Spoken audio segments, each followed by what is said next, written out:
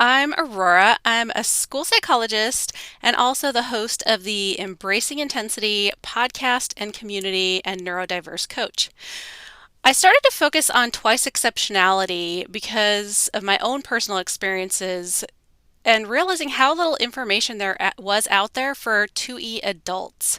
So, twice exceptionality is being both gifted and disabled. And so, of course, today, because we're talking about ADHD, I'll focus specifically on being gifted and ADHD.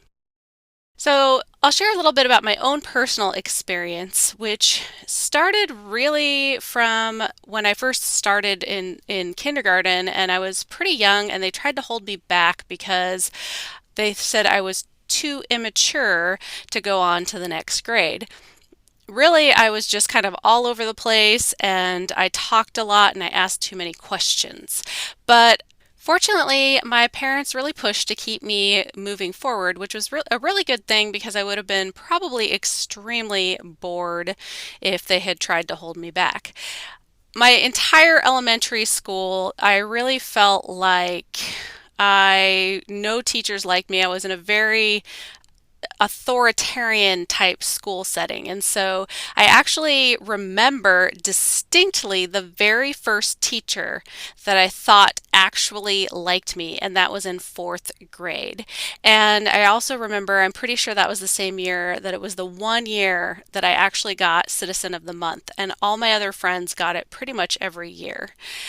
And so until fifth grade, I was unidentified for either giftedness or ADHD because I was in a Spanish immersion program and the test was in English. So it wasn't until fifth grade that I was able to move forward.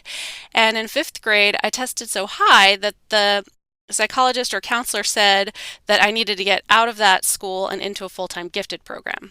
So at that point, they had me in a second grade reading book because I wouldn't do the busy work in English.